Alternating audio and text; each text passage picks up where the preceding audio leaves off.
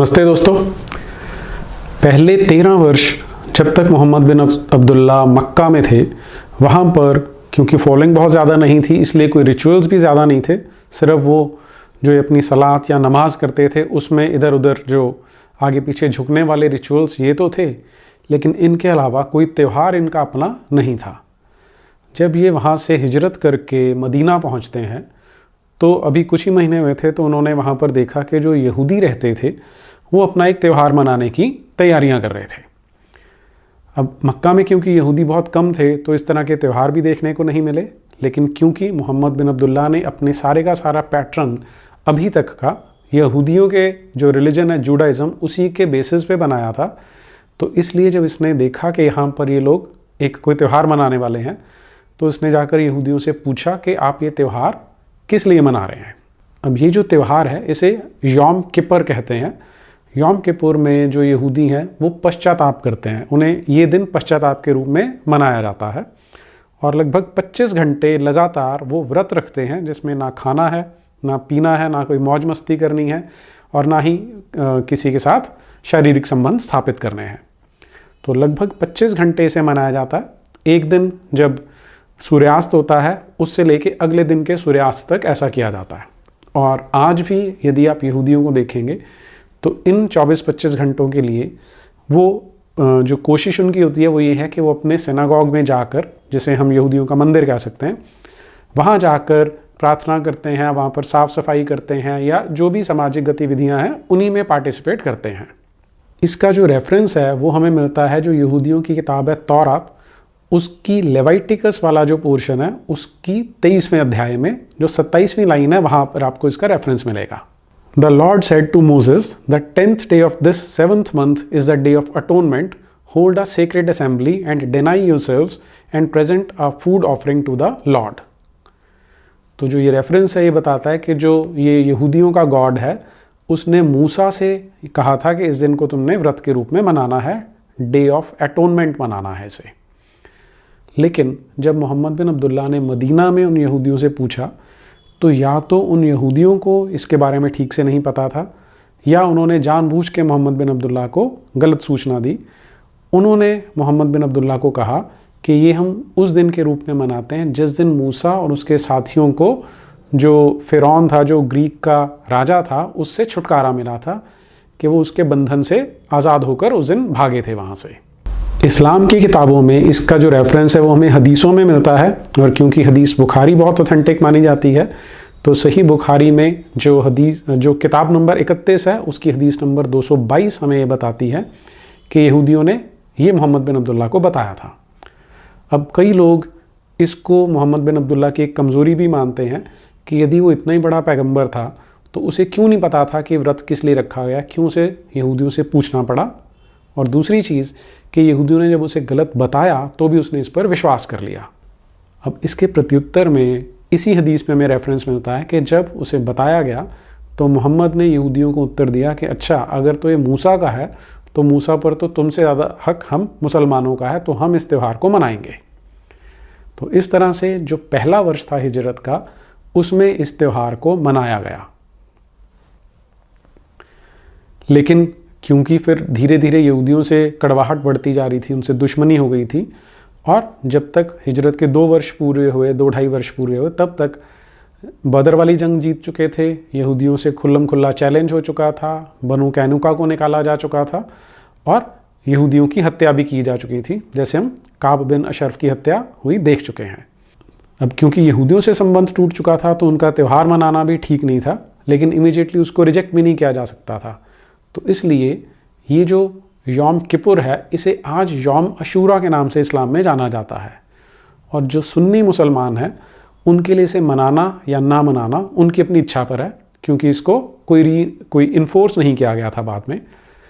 जबकि अब इसमें एक कोइंसिडेंस क्या हुआ कि यहाँ अभी हमारी कहानी जिस समय पर चल रही है, अभी जो अली है वो लगभग 20-22 वर्ष का यंग लड़का है। इससे 3-4 साल बाद उसकी शादी हो जाएगी मोहम्मद बिन अब्दुल्ला की बेटी फ़ातिमा के साथ। फिर इनका एक बेटा होगा, उस बेटे का नाम हुसैन है, और जब वो लगभग 55 वर्ष का होता है तो करबला की लड़ाई में उसकी हत्या कर दी जाती है। अब जो शिया मुसलमान हैं, क्योंकि वो हुसैन को और अली को ज़्यादा मानते हैं, इसलिए जो शिया हैं वो इसी दिन को, इस त्यौहार को मनाते हैं, लेकिन उसे यौम किपर नहीं कहा जाता, उसे यौम अशूरा कहा जाता है। अब जो शिया मुसलमान हैं मुहर्रम का जो 10वां दिन है वो मनाते हैं यौम अशूरा के रूप में, जबकि जो यहूदी हैं उनके कैलेंडर का ये 7वां महीना है, उसका 10वां ही दिन है जिसे यौम किपर के रूप में मनाया जाता है। बहरहाल अब हुआ क्या कि जैसे जैसे समय बीतना शुरू हुआ तो अपने लिए कुछ त्यौहार तो मनाने थे, कोई त्यौहार बनाने भी थे। अब एक तो चेंज आया कि जो किबला था उसको जेरूसलम से शिफ्ट करके काबा की ओर कर दिया गया था, जिससे मोहम्मद बिन अब्दुल्ला के मैक्सिमम चेले खुश थे क्योंकि वो काबा से चल के आए थे। अब दूसरा काम क्या किया गया कि ये जो व्रत मनाना था इसको चेंज करके मक्का की जो रीति रिवाज थे उनके साथ मिलाने की कोशिश की जा रही थी।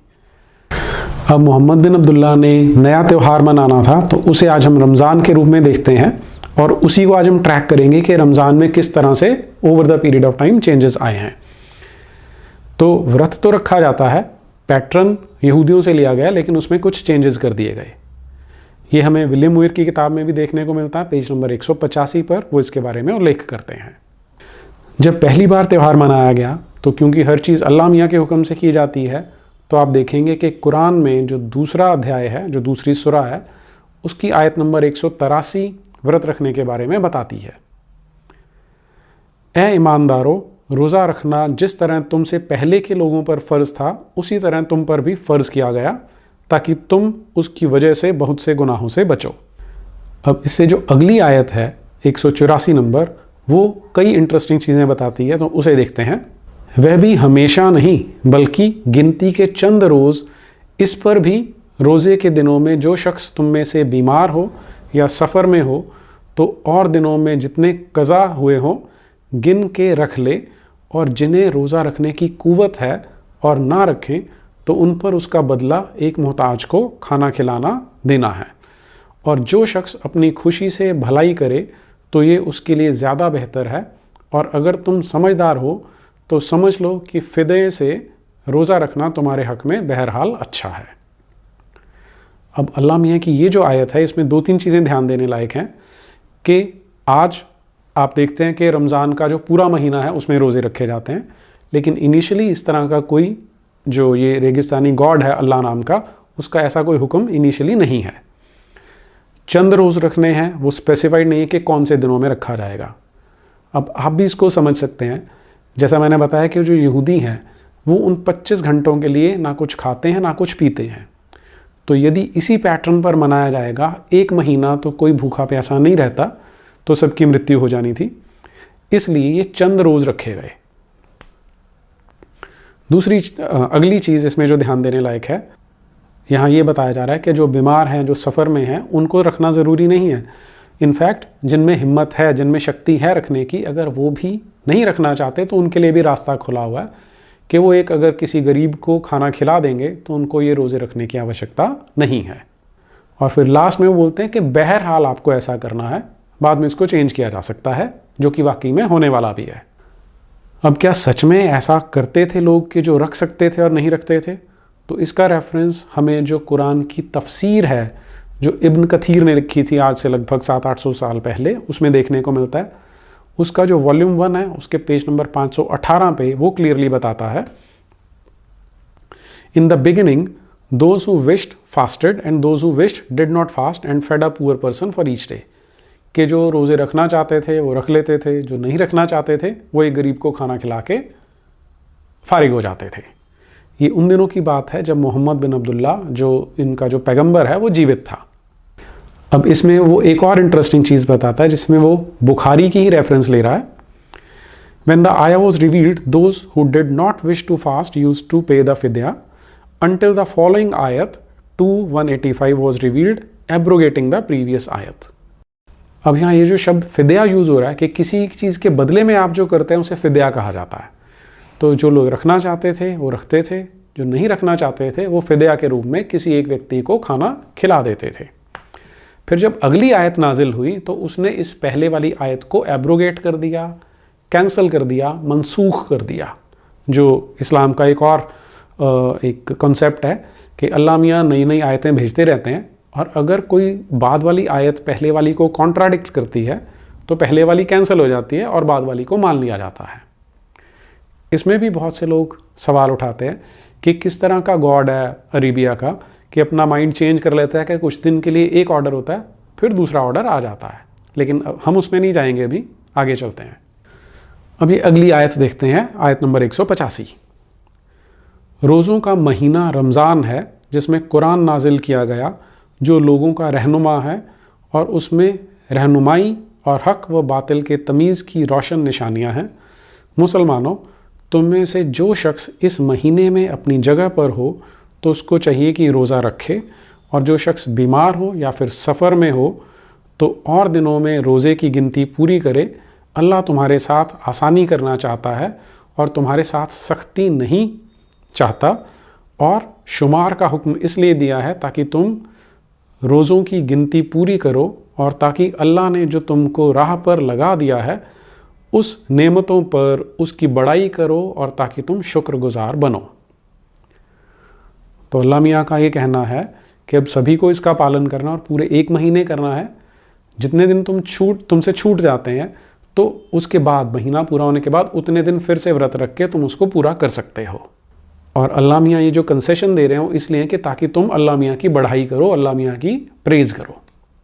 अब एक बार फिर से जो इब्न कथीर की 519 नंबर पेज है वो एक बार फिर से बताता है कि इस आयत ने पिछली आयत को एब्रोगेट कर दिया, उसको कैंसिल कर दिया। अच्छा, दूसरी चीज़ कि जब आप सफ़र कर रहे हैं उसमें भी थोड़ी सी यहाँ पर कॉन्ट्राडिक्शन दिखाई देती है। यहाँ पे वो एक एग्जाम्पल दे रहा है कि जब ये मक्का पे अटैक करने जा रहे थे मोहम्मद बिन अब्दुल्ला और उसके जितने चेले थे उस टाइम पे, तो मक्का पे हमला करना था, रमज़ान का महीना चल रहा था, तो उन दिनों में भी कुछ लोग रोज़े रखते थे, कुछ लोग नहीं रखते थे, तो एक दूसरे की निंदा नहीं की जाती थी। जो रखेगा वो भी ठीक है, जो नहीं रखेगा वो भी ठीक है। अब जो अगली आयत है, आयत नंबर 186, उसमें अल्लाह मियाँ थोड़ा सा और स्पष्ट करते हैं। ए रसूल, जब मेरे बंदे मेरा हाल तुमसे पूछें तो कह दो कि मैं उनके पास ही हूँ, और जब मुझसे कोई दुआ मांगता है तो मैं हर दुआ करने वालों की दुआ सुन लेता हूँ और जो मुनासिब हो तो कबूल करता हूँ। बस उन्हें चाहिए कि मेरा भी कहना माने और मुझ पर ईमान लाएं।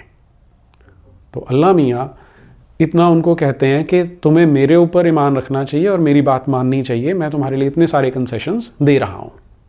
अब देखते हैं कि आगे क्या कंसेशंस मिलते हैं। ताकि वह सीधी राह पर आ जाएं। मुसलमानों, तुम्हारे वास्ते रोज़ों की रातों में अपनी बीवियों के पास जाना हलाल कर दिया गया, औरतें गोया तुम्हारी चोली हैं। अब यहाँ ये हिंदी की जो ट्रांसलेशन मैं पढ़ रहा हूँ इसमें चोली शब्द यूज़ किया है। जो मूल अरबी आयत है उसमें जो शब्द है वो लिबास है, यानी पहनावा है। और तुम गोया उनके दामन हो। अल्लाह ने देखा कि तुम गुनाह करके अपना नुकसान करते कि आंख बचा के अपनी बीवी के पास चले जाते थे, तो उसने तुम्हारी तौबा कबूल की और तुम्हारी खता से दरगुजर किया। बस तुम अब उनसे हम बिस्तरी करो और औलाद, जो कुछ अल्लाह ने तुम्हारे लिए तकदीर में लिख दिया है उसे मांगो और खाओ और पियो, यहाँ तक कि सुबह की सफ़ेद धारी रात की काली धारी से आसमान पर पूरब की तरफ तक तुम्हें साफ नज़र आने लगे। फिर रात तक रोज़ा पूरा करो। और हाँ, जब तुम मस्जिदों में इत्तिकाफ़ करने बैठो तो उससे रात को भी हम बिस्तरी ना करो। ये अल्लाह की मुय्यन की हुई हदें हैं, तो तुम उनके पास भी ना जाना। यूँ खुल्लम खुल्ला अल्लाह अपने अहकाम लोगों के सामने बयान करता है ताकि वह लोग नाफरमानी से बचें। तो अब अल्लाह मियाँ इस आयत में एक बहुत बड़ा डिस्काउंट दे रहे हैं। वही कह रहे हैं कि तुम चाहो, अब तुम छुप छुप के जाते हो। देखिए, व्रत रखा जाता है, हमारे देश में भी बहुत लोग व्रत रखते हैं, और यहाँ पर ये मान्यता है कि जब आप व्रत रखते हैं तो आप प्योरीफाई होते हैं, आपको अध्यात्म की ओर जाने में रुचि ज़्यादा बढ़ती है, और डिटॉक्सीफाई भी होते हैं, जो आजकल की अगर हम टर्मिनोलॉजी यूज़ करें तो। इसमें जब तो आप एक धार्मिक रूप से, एक आध्यात्मिक दृष्टि से करते हैं तो आपको खाने पीने पे नियंत्रण रखना है, अपनी इंद्रियों पे नियंत्रण रखना होता है। तो उसी में ही ब्रह्मचर्य का व्रत भी आ जाता है कि जब आप व्रत पे हैं तो इस तरह के काम आपको नहीं करने। लेकिन हम देख चुके हैं कि मोहम्मद बिन अब्दुल्ला के किस तरह के चेले थे, उनकी किस तरह की अप्रोच थी जीवन के लिए, कि वो लूटते पाटते भी थे और हत्याएं भी करते थे। तो अब ये व्रत रखना शायद उनके लिए कठिन था, इसलिए रात को छिप छिप के वो अपनी पत्नियों के पास पहुंच जाते थे और इस तरह की गतिविधियों में संलिप्त रहते थे। तो अल्लाह मियाँ को जब ये मिला, जब ये पता लगा, तो उन्होंने इसका भी डिस्काउंट उन्हें दे दिया कि तुम चाहो तो रात को खूब खुल के खाओ पियो और अपनी पत्नियों के साथ भी जो आप करना चाहते हैं वो कर सकते हैं। अब इसमें दो चीज़ें अलग अलग हैं। पहली ये कि 1 महीना लगातार कोई भूखा प्यासा तो नहीं रह सकता, तो वो छूट दे दी गई। फिर इस तरह की छूट एक अलग से उनको दी जा रही है। और ये क्यों दी, अब ये छूट क्यों दी जा रही है, इसके बारे में हमें एक बार फिर से आज से 700 साल पहले लिखी हुई किताब में स्पष्टीकरण मिलता है। इब्न कथीर अपने दूसरे वॉल्यूम में पेज नंबर 6 पर बताते हैं, These ayat contain a relief from Allah for the Muslims by ending the practice that was observed in early years of Islam. At that times, Muslims were allowed to eat, drink and have sexual intercourse only until the Isha prayer, unless one sleeps before the Isha prayer. Those who slept before Isha or offered the Isha prayer were not allowed to drink, eat or sexual intercourse sex until the next night. The Muslims found that to be difficult for them. अब यहाँ वो अपने आप बता रहे हैं कि कुछ सालों का अंतराल है ये नई आयत आने के लिए। तो आयत नंबर 183-84 आई, उसके काफ़ी समय गैप के बाद 185 नंबर आयत आती है। अब इनको प्रॉब्लम क्या हो रही थी इसमें कि इन्होंने ऐसी गतिविधियाँ मना की हुई थी और पहले उनको छूट थी कि जो ईशा, जो इनकी सूर्यास्त के बाद वाली सलात होती है, तब तक तो ये कर सकते हैं, लेकिन उसके बाद अगर छूट गया, वो टाइम निकल गया, तो अब ये नहीं कर सकते। लेकिन ये मुसलमानों को करना बड़ा मुश्किल हो रहा था, इसलिए अल्लाह मियाँ ने ये वाली आयत इन पे भेज दी। अब इस आयत के बारे में 2-3 और रेफरेंसेस मिलते हैं, कहानियाँ मिलती हैं कि क्या इसके पीछे की स्टोरी थी। जैसे एक कोई किसान था, वो दिन भर मजदूरी कर रहा था, तो घर आया, उसने अपनी पत्नी से पूछा कि कुछ खाने को पड़ा है क्या। तो उसने कहा अभी पड़ा नहीं है, लेकिन मैं बना देती हूँ। तो जितने समय में वो बनाने लगी, इस व्यक्ति की आंख लग गई क्योंकि थका हुआ था। फिर जब उठा तो वो समय निकल चुका था। अब अगले दिन फिर से भूखा रहना है, तो अगले दिन दोपहर को उसको चक्कर आए और वो गिर गया। तो ये बात मोहम्मद बिन अब्दुल्ला तक पहुंच गई और इब्न कथीर बताता है कि इसलिए फिर ये आयत अल्लाह मियाँ को रिवील करनी पड़ी, उनको नाजिल करनी पड़ी। और जैसे ये आयत आई तो सारे मुसलमान बहुत खुश हो गए, दे वर डिलाइटेड। अब जो बुखारी की हदीसें हैं वो इस पर और ज़्यादा प्रकाश डालती हैं, उन पे ध्यान दीजिए। When fasting Ramadan was ordained, Muslims used to refrain from sleeping with their wives the entire month, but some men used to deceive themselves. Allah revealed.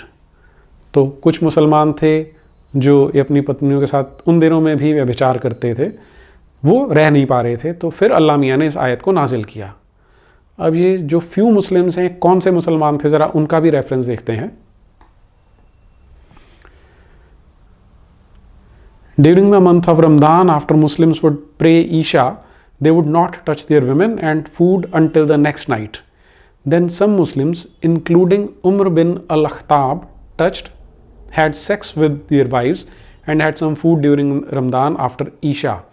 They complained to Allah's Messenger, then Allah sent down. तो आपको समझ आ रहा होगा, आज से 1400 साल पहले एक व्यक्ति है जो बोलता है कि मैं पैगंबर हूँ, और वो अपने चेलों को कह रहा है कि तुम लोगों ने मेरी बात माननी है कि इस तरह से तुम लोगों को रोज़े रखने हैं। लेकिन जो उसके चेले हैं, और इनफैक्ट उमर बिन अल-खत्ताब जो उसका सबसे ख़ास दोस्त है और आगे जाकर उसका ससुर बनने वाला है, वो अपनी पत्नियों के साथ ये काम कर रहा है, खाना खाते हैं, खाना भी खा लेते हैं।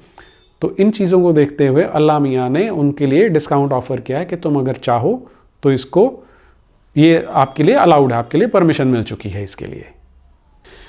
अगली आयत, आयत नंबर 188, और आपस में एक दूसरे का माल नाहक ना खाओ और ना माल को रिश्वत में हुक्काम के यहाँ झोंक दो, ताकि लोगों के माल में से जो कुछ हाथ लगे नाक खुर्द बुर्द कर जाओ, हालांकि तुम जानते हो। अगली आयत ज़्यादा इंपॉर्टेंट है हमारे लिए।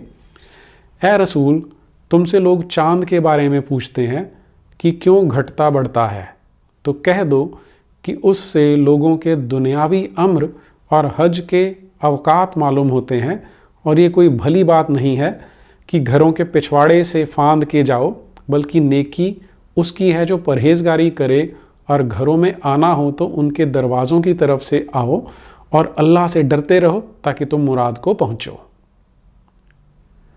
अब ये क्या काम करते थे जो पीछे वाले दरवाजे से घुस के जाते थे अपने घरों में, इसके बारे में यहाँ नहीं बताया गया, लेकिन आप अंदाज़ा लगा सकते हैं कि वो ऐसी गतिविधियाँ थी कि ये लोग आंख बचाकर चोरी चोरी पीछे के दरवाजे से जाते थे। लेकिन अब अल्लाह मियाँ कह रहे हैं कि तुम लोगों को ऐसा परेशान होने की ज़रूरत नहीं है, अगर तुम सामने से भी जाते हो तो कोई प्रॉब्लम नहीं है, सारा कुछ मुझे एक्सेप्टेबल है। अब ये रोज़ा तोड़ना कब है, कब खाना शुरू करना है, उसके बारे में हमने देखा था। आयत नंबर 187 में लिखा था, खाओ और पियो यहाँ तक कि सुबह की सफ़ेद धारी रात की काली धारी से आसमान पर पूरब की तरफ तक तुम्हें साफ नज़र आने लगे। अब एक क्लेम किया जाता है कि कुरान एकदम क्लियर, एकदम स्पष्ट इंस्ट्रक्शंस देती है। तो इसके बारे में एक इंसिडेंट हमें इब्न कथीर की जो तफसीर है उसमें देखने को मिलता है। मोहम्मद बिन अब्दुल्ला का एक चेला था, उसे जब ये आयत सुनी कि रात की काली धारी और रात की सफ़ेद धारी आपस में मिल जाएंगे या तुम्हें फ़र्क दिखाई देगा, तब तुम रोज़ा तोड़ सकते हो।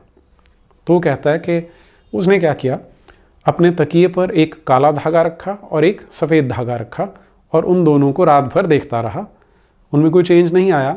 तो अगले दिन उसने मोहम्मद बिन अब्दुल्ला से जाकर कहा कि मैंने ऐसा किया था, मुझे तो उन दोनों धागों में कोई अंतर दिखाई नहीं दिया। तो मोहम्मद बिन अब्दुल्ला क्या आंसर देते हैं वो देखिए, your pillow is very wide if the white and black threads are under it. तो उन्होंने बस उसे इतना कहा कि अगर वो सफ़ेद धागा और काला धागा तेरे तकिए के नीचे है तो तेरा तकिया बहुत ही बड़ा या चौड़ा रहा होगा। तो ये क्लैरिटी है कुरान के बारे में। ये उस समय की बात है जब लोग वही भाषा जानते थे जिस भाषा में ये नाजिल हुई थी और उन्हीं लोगों के बीच में नाजिल हुई थी। अब जो अंग्रेज़ी में वो बता रहे हैं, यहाँ हिंदी में तो उन्होंने धारी लिख दिया, लेकिन अंग्रेज़ी ट्रांसलेशन में से थ्रेड कहा गया, धागा कहा गया है। अब एक और इंसिडेंट क्या है, When the following verse was revealed, eat and drink until the white thread appears to you, distinct from the black thread, and of dawn was not revealed. Some people who intended to fast tied black and white threads to their legs and went on eating till they differentiated between the two. तो वो एक सफ़ेद धागा और एक काला धागा बांध लेते थे और तब तक खाते रहते थे जब तक उन दोनों का उनको डिफरेंस समझ में नहीं आता था, अंतर दिखाई नहीं देता था। इसमें एक और जो ऑब्जेक्शन कई लोगों के द्वारा उठाया जाता है वो ये है कि अब जैसे रमज़ान का जो महीना है वो शिफ्ट होता रहता है, क्योंकि लूनर कैलेंडर वो जो चंद्रगणना है उसके अकॉर्डिंग चलते हैं, तो हर साल जो रमज़ान का महीना है वो शिफ्ट होता रहता है। और संसार भर में भी एक ही समय जब रमज़ान चल रही है तो ऐसा देखने को मिलता है। जैसे एक एग्जाम्पल था, अभी कुछ वर्ष पहले ही जब रमज़ान का महीना चल रहा था तो ऑस्ट्रेलिया में एक दिन यानी सूर्योदय से सूर्यास्त तक का समय केवल 11 घंटे का था, क्योंकि वहाँ पर सर्दी थी। और अगर आप उत्तरी ध्रुव के पास चले जाते हैं, नॉर्वे या ऐसे किसी देश में, तो वहाँ पर यही दिन 22 घंटे का हो जाता था। तो क्यों इस तरह की डिस्क्रिपेंसी है? अब हम ये जानते हैं कि जो ये कुरान की बात हो रही है ये सऊदी अरेबिया के रेगिस्तान की बात हो रही है, लेकिन क्या सारी दुनिया में इक्वली एप्लीकेबल है या बराबर है, इसके बारे में आप अपने आप निर्णय कर सकते हैं। इन सारी घटनाओं से आपको 2-3 चीज़ें स्पष्ट हो जाएंगी। एक तो ये कि उस समय यानी आज से 1400 साल पहले जब मोहम्मद लोगों को रमज़ान मनाने को बोल रहा था तो तब भी लोगों में कोई बहुत ज़्यादा क्लैरिटी नहीं थी। दूसरा ये कि उस समय के लोगों के लिए शायद ये ठीक रहा हो, लेकिन ये पूरे संसार के लिए तब भी सर्वमान्य नहीं रहा होगा, क्योंकि सूर्योदय और सूर्यास्त पूरे संसार में अलग अलग समय पर होते हैं। और तीसरी चीज़, धरती पर ऐसे भी जगह हैं जहाँ पर 3-3 महीने 4-4 महीने लगातार दिन रहता है या लगातार रात रहती है। तो यदि रमज़ान उस समय वहाँ पर आ जाती है तो कोई भी व्यक्ति केवल कुरान पढ़ के अगर रमज़ान को मानने लगेगा तो उसको बहुत प्रॉब्लम आ जाएगी। तो इन सब चीज़ों से आपको कुछ क्लैरिटी हो जाएगी कि ये एक व्यक्ति के मन की उपज थी जिसे आज पूरे संसार में गलती से या कैसे भी माना जाता है। आज के लिए इतना ही। नमस्ते।